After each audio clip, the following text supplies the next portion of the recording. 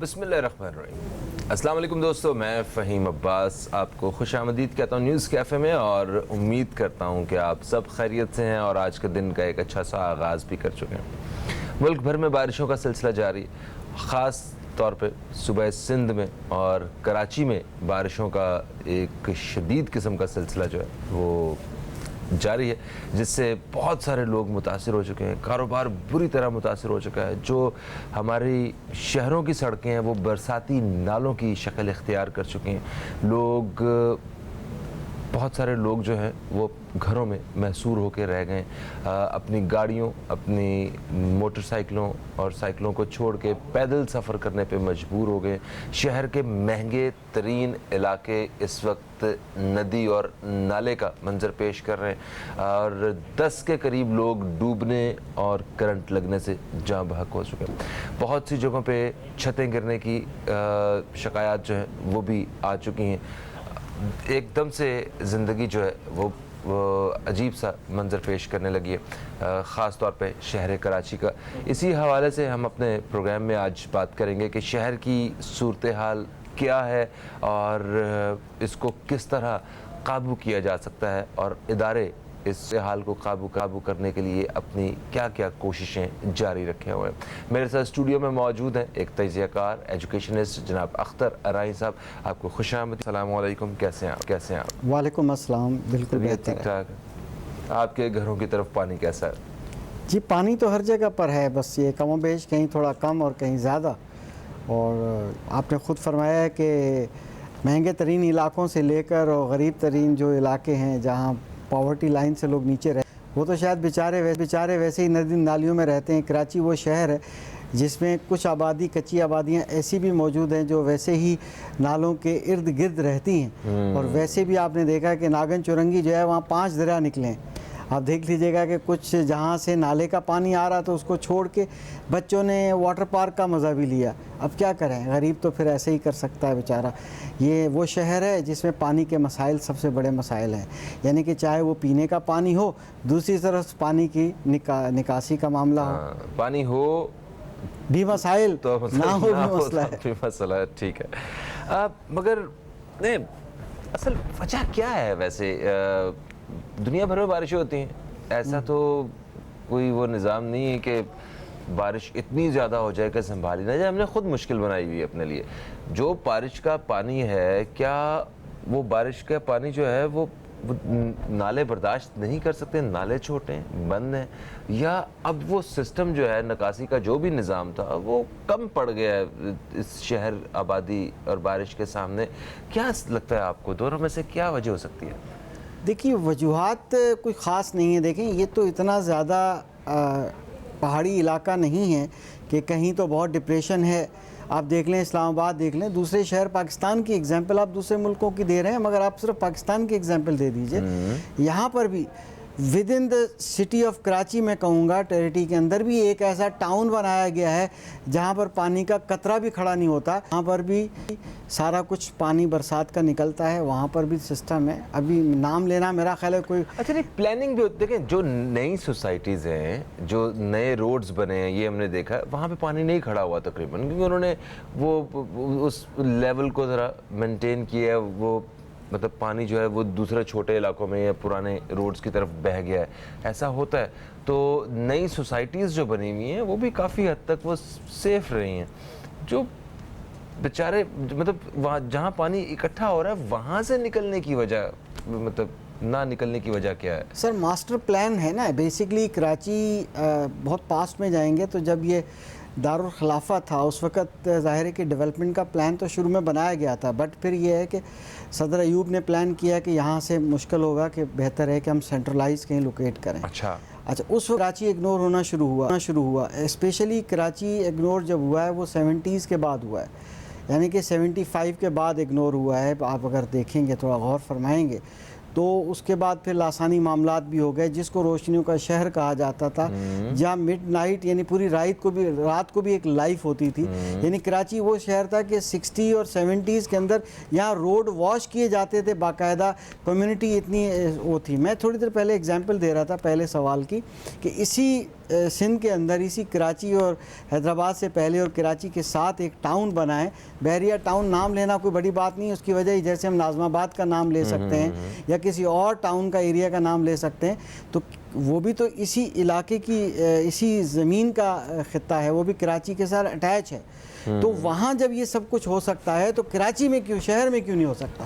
आपके सवाल का यही जवाब है। आवाम तो ये क्वेश्चन करती है, विल पावर नहीं है। अगर नीयत होती हुक्मरानों की, नीयत होती है, देखिए ना यहाँ के 6-7 बड़े मसाइल हैं, जैसे पानी का सरे फहरिस्त मसला है कि यहाँ पर यानी कि जो यानी कि निकासी का निज़ाम है वो प्रॉपर नहीं है।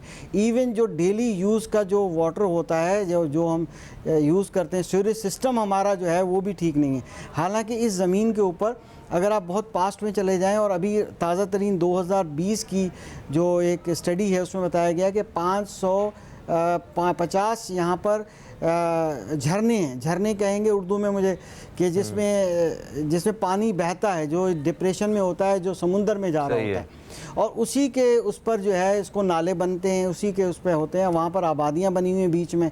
ज़ाहिर है कि जब 550 वो डिप्रेशन में जगह हैं जहाँ से पानी ने फ़्लो करना ही करना है, जब एक प्रॉपर सिस्टम बनाकर आपने टाउन प्लानिंग नहीं की इन हुक्मरानों ने, चाहे वो सूबाई हुकूमतें हों, चाहे वो लोकल गवर्नमेंट्स हों। अब मैं फिर वही मिसाल बहरिया की दूंगा कि वहाँ पर 7 उन्होंने छोटे छोटे डैम बना दिए हैं। सदर अयूब चाहते थे, ये मैंने डॉक्यूमेंट पढ़ा था कि जिसमें उन्होंने सर्कुलर, रेलवे सर्कुलर बनाई, पाकिस्तान को डैम दिए सबसे, उसके बाद कोई डैम नहीं बना। जी। तो कराची शहर के पानी के ज़खायर इकट्ठे करने के लिए यहाँ डैम बनाए जा रहे थे। अब आप देखा कि आप चंद साल पहले, 2-3 साल पहले एक डैम जो है टूटा यहाँ पर, जिसके स्कीम 33 डूब गई। स्कीम 33 की ग्राउंड फ्लोर में छतों तक पानी चला गया। आप मुझे बताइए कि इतना पानी है, यहाँ डैम तो बनाने की ज़रूरत थी, इन हुक्मरानों ने क्यों नहीं अपना ज़ख़ीरा किया? क्यों हैदराबाद से या आप K4 का बंदोबस्त कर रहे हैं, आप पैसा लगा देते, 1-2 डैम बना देते। तो पानी तो अल्लाह ने दिया हमें, कराची शहर को पानी दिया बरसात के ज़रिए। अगर आप पीछे आप 19वीं सदी के आगाज़ में चले जाएंगे या 18वीं सदी के एंड में जाएंगे तो आप देखेंगे कि उस वक़्त भी कराची का पानी सिर्फ़ और सिर्फ कराची के अपने पानी के ज़ख़ायर से होता था।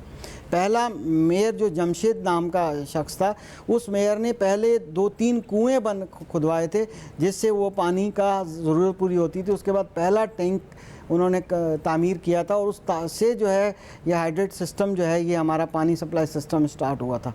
कराची शहर तो ख़ुद सोना है। जो शहर आपको GDP का 42% दे रहा है उसको इग्नोर कर रहे हैं। जो शहर इनकम टैक्स में आपको 70% दे रहा है, यानी कि इतने मुहिब्बुल वतन पाकिस्तानी हैं यहाँ पर, बिजनेसमैन है जिनको बुरा भला कहा जाता है कि जी बिजनेसमैन अपना करते हैं। यहाँ पर एक एग्जांपल मैंने आपको ऑलरेडी देखी, 70% इनकम टैक्स देने वाला जो शहर है वो इग्नोर हो रहा है और वो डूबा हुआ है। वहाँ पर नाले नहीं है, पानी नहीं है, कुछ भी नहीं है, बुनियादी सहूलियात तो है ही नहीं है। सेल्स टैक्स की मद में, सेल्स टैक्स के मद में 62% सेल्स टैक्स सिर्फ कराची से जाता है। आप इससे अंदाज़ा लगा लीजिए कि एक सोने का अंडा देने वाली चिड़िया है, और इस जो है चिड़िया का ख्याल नहीं किया जाता, इसको दाना नहीं दिया जाता, इसको पानी नहीं पिलाया जाता, इसके कुछ भी ख्याल नहीं किया जाता।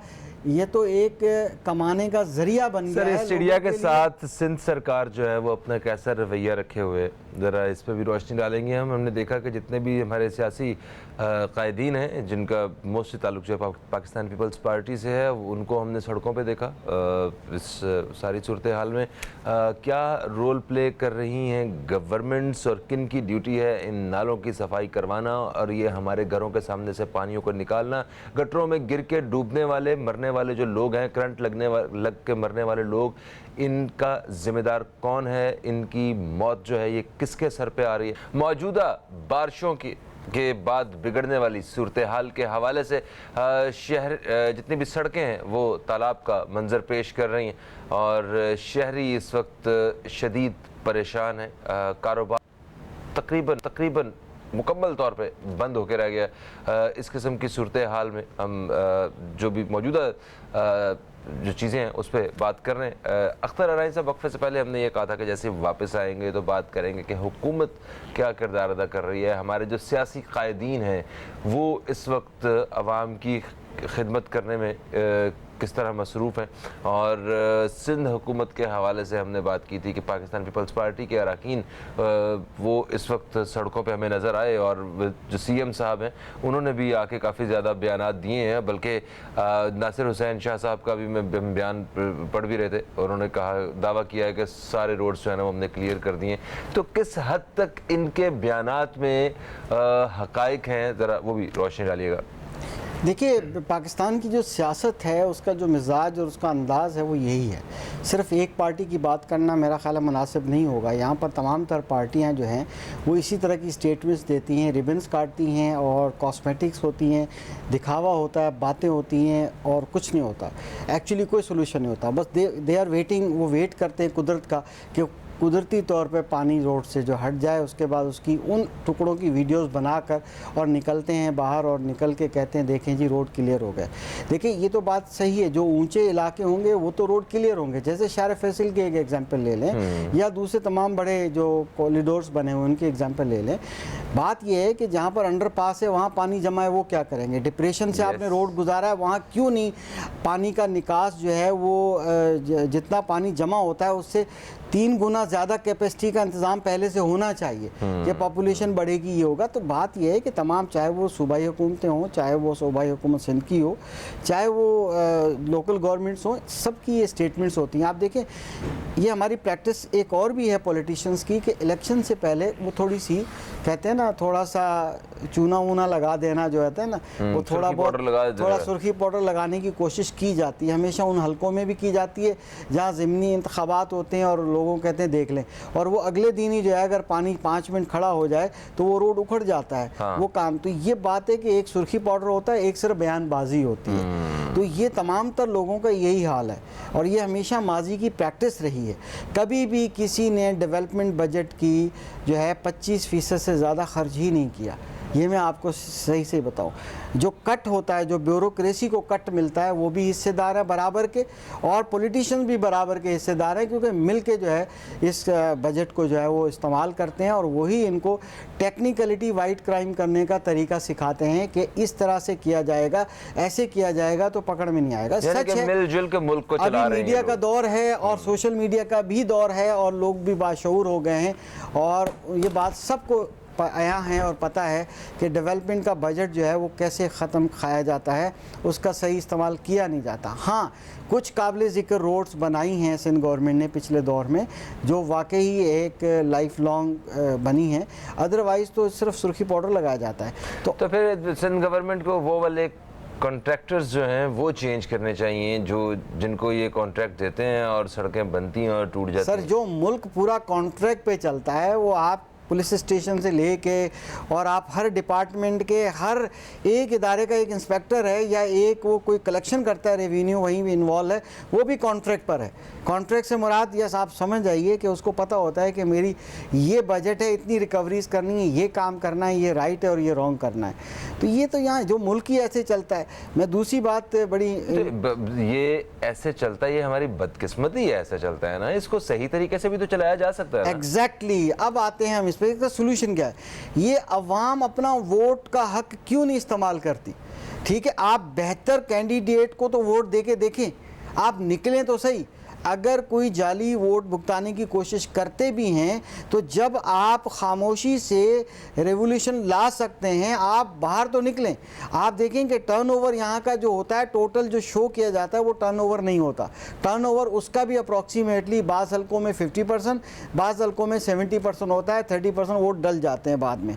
एक्चुअली टर्नओवर जो है होना चाहिए, जितनी वोटर का इंदराज मौजूद है सबको निकलना चाहिए। आप अपनी पसंदीदा पार्टी को दें, बेशक दें, मगर सिर्फ उनके कारिंदे अगर वोट डालेंगे, सिर्फ उनके लोग वोट डालेंगे, अगर आप न्यूट्रल जो आम आदमी है, आम आदमी नहीं निकलेगा। आम आदमी को ये शायद पता नहीं है कि उनके वोट की ताकत क्या है, बावजूद इसके कि वो मायूस है, बावजूद उसके। देखिए, मैंने कराची की एक एग्जांपल दी कि इलेक्शन अभी सर पे थे, बल्कि वो कैंसिल हुए, उसकी एक बड़ी वजह जो है वो बारिशों का फोरकास्ट भी था। मुझे बताइए कि इन दिनों में इन्होंने क्या नाले साफ़ कर दिए थे 15-20 दिन पहले? बाज़ मैंने देखे कि मीडिया के लोगों ने गए हलकों में और जाके पूछा किसको वोट देंगे।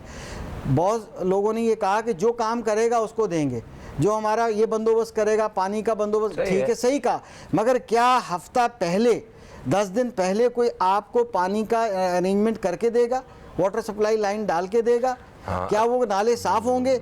बात ये तो काम वो है कि जो कम अज़ कम और नहीं तो जो 4 साला दौर है या 5 साला दौर है उसका 1 साल पहले तो शुरू करें। अख्तर भाई आप सही कह रहे हैं, सही कह रहे हैं। वो असल में इसी वजह से बहुत सी जगहों पे आज़ाद उम्मीदवार जो है ना वो जीत रहे होते हैं। वो इस वजह से कि उनका किसी पार्टी से ताल्लुक़ नहीं होता, वो उनका अपने लोगों के साथ ताल्लुक़ बड़ा स्ट्रांग होता है। उन्हें पता होता है कि हम इस बंदे को वोट दे रहे हैं, ये हमारा काम कर देगा, जिस मर्जी पार्टी में जाए जो मर्जी करे। सही बात है, यही वो वजह है। उसको कुछ फिक्र होती है अपनी गुडविल की, मगर उसके बावजूद लोटे मौजूद है। आज़ाद जो होता है वो बेसिकली हाईली रेट पे बिकता है। बात ऐसी, ये भी बात है, सच्चाई सामने है। आपको पता वो मंडी में सबसे हाई रेट पे बिकता है। वो किसी भी पार्टी में, उसको ये भी डर नहीं होता है कि अगर मैं वोट किसी के अगर मेयर बनाने में या कहीं ना कहीं मेरा वोट है, या अगर आप सूबाई हुकूमत में या फिर फेडरल गवर्नमेंट में, उसके लिए कोई भी ऐसा मसला नहीं, क्योंकि वो किसी पार्टी के टिकट पे तो लोटा नहीं बना, वो आज़ाद है। तो इसी वजह से इस मुल्क में मॉरल वैल्यूज़ नहीं है। देखें नाम क्या, लोटा, ये कैसा नाम हमने रखा हुआ है। देखिए अच्छा, बाइज़्ज़त ये इलेक्टेबल हाँ। जो लोग हैं वो आखिर हर कहते, किसी अक्लमंद ने कहा था कि यहाँ हर शख्स की कीमत होती है। हाँ। हर शख्स की कीमत होती है इस दुनिया में, पाकिस्तान में ख़ास तौर पे। वो कीमत कितनी हो सकती है ये एक अलग बात है, कौन सस्ता बिकता है, कौन बहुत महंगा बिकता है। मगर इसमें बाज़ ऐसे लोग भी हैं वो कहते हैं कि मेरे हलके में ये काम करा दीजिए, मेरे हलके में आप ये रोड बनवा दीजिए, ये काम करा दीजिए। वो इस तरह बिकते हैं। वो जायज़ है कि अपनी आवाम की खातिर अगर डिमांड सामने रखी जाए तो वो ही जायज़ तरीका है। आज़ाद उम्मीदवारों को ही चाहिए। मगर मैं एक और बात बता दूं कि पॉलिटिक्स के अंदर, चाहे वो लोकल गवर्नमेंट का हो या कोई भी हो, एक याद रखिएगा, जो मैंने ऑब्जर्वेशन की है वो ये है कि कभी भी अंडरग्राउंड का डेवलपमेंट का काम हुकूमतें नहीं करती। मिसाल सीवरेज का सिस्टम है, किसने देखा? अगर कोई लाइन डाल दी जाएगी, कल को बारिशें होंगी, पानी होगा, गटर बंद नहीं होंगे, तो वो लोग चाहते हैं ऐसी हो जो दिखावा हो। अंडरग्राउंड डेवलपमेंट में दिखावा नहीं नजर आए जी। ये गटर साफ किए, किसने देखा, कहाँ हुआ, ये एक बड़ी प्रैक्टिस है। चाहे कोई भी पार्टी हो, उनसे अगर बात की जाए और वो अपने दिल के कहते हैं जी ठीक है हम थोड़ा बहुत करा देते हैं, मगर देखेगा इसको। अगर अख्तर भाई ये भी एक हकीकत है कि हर साल या मतलब पूरा साल जो है ये नालों की सफाई के लिए एक बड़ा बजट मुख्तस किया जाता है और वो खर्च भी होता है, उससे नालों की सफाई नहीं होती, ये एक अलग बात है। अभी वक्फे में हमें कॉल आई थी मॉडल कॉलोनी से, रियाज खान साहब की, उन्होंने कहा कि बारिशों का पानी हमारे घरों में आता था पहले, अब बारिशों का पानी नहीं, अब सीवरेज का पानी, गटरों का पानी जो है ना वो हमारे घरों में आ रहा है। सीवरेज का सिस्टम बिल्कुल नाकाम हो चुका है, हम लोग मजबूर हो चुके हैं लाखों रुपए लगा के अपने खुद से गटर खुदवाने के लिए।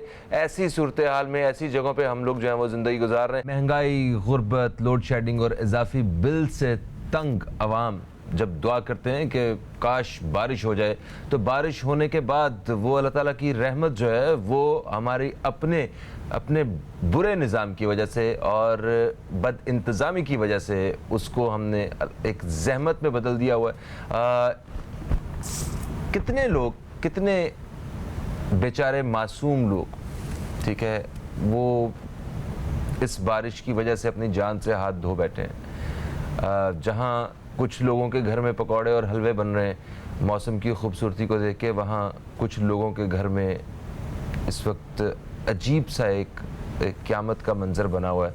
उन किसी के अभी अख्तर भाई इतनी सारी ये ख़बरें आई हैं कि किसी जगह पे गटर में बंदा गिरा है और वो मर गया है, ज़ख्मी हो गया, या बिजली लगने की वजह से, करंट लगने की वजह से जो है ना जान चली गई किसी की। ये जो गटर के ढक्कनों की वजह से नुकसान हो रहा है, जानी नुकसान हो रहा है, इसका ज़िम्मेदार कौन है? मतलब 1000-1200 रुपये की एक चीज़ है, ठीक है, जिसको पूरा करना हुकूमत की ज़िम्मेदारी है ना, जो भी उसका रास्ता है, जैसा भी है, या आवाम एक गली में है तो सारे लोगों की जिम्मेदारी है ना अपनी गली का सामान वो पूरा करना। वहाँ पे अगर एक बंदा, अगर किसी की मौत की खबर आ गई है तो वो उसका जिम्मेदार कौन है? किसका गिरेबान पकड़ा जाए कि भाई तेरी गलती की वजह से ये हुआ है, हमारा प्यारा चला गया। उस बेचारे का क्या कसूर था? बिल्कुल आपने दुरुस्त फरमाया। एक्चुअली हो क्या रहा है कि पाकिस्तान में मैंने कहा कि हर शख्स, हर इदारा अपना पेट भरने की कोशिश कर रहा है असूली तौर पे कि ये सी पाबंद है कि अगर उसके फॉल्ट की वजह से कानून में प्रोविज़न है कि उन्होंने उसकी ज़िम्मेदारी लेनी है और उसका हर्जाना पे भी करना है। मगर बात यह है कि यहाँ पर डिफरेंट टाइप के इदारे हैं जिनकी रिस्पॉन्सिबिलिटीज़ है। जैसे आपने गटर के ढकने की बात की या दूसरी चीज़ों की बात की। अच्छा, मैं पोल के अंदर जो करंट आ जाता है जो कि बहुत ही जानलेवा होता है, नॉर्मली कराची के अंदर इस पर भी KESC ने काम किया था कि एक अर्थ लगाया गया था जो कि एक बोरिंग का सिस्टम है, उसको कि एक डीप करके एक अर्थ की तार लगाई जाती है। अगर करंट आ जाए तो वाटर के एज अ कंडक्टर उसमें से करंट गुजर के किसी शख्स को लगे, उससे बेहतर है वो ज़मीन में चला जाए, जानलेवा ना हो। ये काम हुआ। मगर बहुत से ऐसे इलाके हैं जहाँ पर ये नहीं है। फिर हैदराबाद में नहीं है, अंदरूनी सिंध में नहीं है, वापडा ने ये नहीं काम किया। और इस तरह के बड़े मामलात हैं। गटर के ढकने की आपने थोड़ी देर पहले बात कर रहे थे। यकीन कीजिएगा कि डिपार्टमेंट के ये स्वीपर जो होते हैं, ये जिनकी रिस्पॉन्सिबिलिटी होती है, गटर लाइन अगर बंद हो जाए तो सरकारी जिम्मेदारी पूरी करने के बजाय वो मोहल्ले वाले अपनी जेब से पैसे दे के खुलवाते हैं। ये एक हकीकत है। जी, जब वो देख रहा है, एक स्वीपर देखता है कि बड़े अफसरान फंड्स खा रहे हैं मुख्तलिफ तरीक़ों से, उनकी आंखों के सामने होता है, तो वो अपना हक समझता है कि हम भी करप्शन करें। ये भी एक करप्शन का अंदाज़ है कि वो आवाम से पैसे लेकर वो खोलते हैं गटर। और अगर उसके एक्चुअली क्या है, इसका एक सिस्टम है। गटर बनता है, उसके नीचे एक ऐसे करके जगह होती है जिसमें सेल्ट जमा होती है। उसकी अगर डीसेल्टिंग हो रही होती तो ये पानी की कभी लाइनें बंद नहीं होती। सेल्ट यानी कि वो गंदगी इतनी जमती रहे कि वो पाइप के मिड तक आ जाती है। मैं सलाम पेश करूँगा अपना हमारी आला अदलिया को, जिनके फ़ैसलों की वजह से कई नाले तोड़े गए, खोले गए, उनको साफ़ किया गया। उसकी वजह से असरा फ़ायदा हुआ है, मगर वो फ़ायदा नहीं हुआ जो होना है। बरसात का पानी तो जल्दी से निकला, मगर जो मॉडल कॉलोनी के हमारे साहब ने बात कही बिल्कुल सही फरमाया उन्होंने कि वो जो डीसेल्टिंग ना होने की वजह से पाइप लाइनें तकरीबन चौक हो चुकी हैं। अब वो तो साफ़ की नहीं गई, वो तो नाले साफ़ किए गए कि अगर बरसात का पानी किसी दूसरे रास्ते से नाले में गुज़रता है, रोड पे आ जाता है, तो वापस दोबारा नाले में चला जाए। मगर यहाँ होता नहीं है। फिर जब KESC की बात करें कि 32 जो है यहाँ पर पंप्स लगे हुए हैं जो कि पानी को आगे प्रेशर कहते हैं, सीवरेज सिस्टम को। आपको पता है कि जो 3 जो है इनके सीवरेज के वाटर की ट्रीटमेंट प्लांट्स लगे हुए हैं। सबसे पहले नंबर 1 साइट पे लगा हुआ है, ठीक है, नंबर 2 मारीपुर पे लगा हुआ है, नंबर 3 महमूदाबाद में लगा हुआ है। ये काम ना करने के बजाय काम करते हैं, काम होता ही नहीं है। यानी पानी बगैर ट्रीट किए समुंदर में जाता है। ज़्यादा से ज़्यादा शॉपर, थैली वगैरह थोड़ी बहुत निकल जाती है, अदरवाइज़ ये काम नहीं करते। फिर जो यहाँ पर ऐसा निज़ाम है कि जहाँ से पानी के लेवल को लिफ्ट करना पड़ता है। पानी नीचे गया, वहाँ आगे स्लोप नहीं है। अब उसको बिजली होगी उनके पंपिंग स्टेशन में, तो वाटर बोर्ड के जो वो पंप लगे हुए हैं वो काम करेंगे, पानी ऊपर की तरफ ले जाके उसका लेवल बढ़ाएंगे और फिर वो डिप्रेशन में आगे समुद्र की तरफ जाएगा।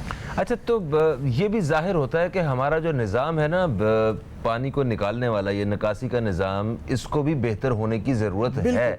और इतना पुराना निज़ाम ये चल रहा है कि इससे इस तरह की शिकायत हो सकती हैं जो हमें हो रही हैं। सर, हमने देखा कि जो अभी कुछ साल पहले जो अंडरपास वगैरह बने हैं कराची में, उनकी इस कदर बुरी हालत है। कुछ अंडरपास तो इन्होंने बंद कर दिए हैं कि भाई यहाँ से नहीं गुजर सकता। अंडरपास क्या बंद करने, ये डिफेंस जैसे इलाके की जहाँ पे 500 गज का एक कनाल का जो प्लॉट है, ये 10-10 करोड़ रुपए का प्लॉट है, जहाँ पे नीचे से मट्टी से पानी नहीं निकलता है। आपके घरेलू इस्तेमाल के लिए टैंकर्स इस्तेमाल करने पड़ते हैं, या लाइन का पानी जब अपनी मर्जी से जब कभी आए सो आए।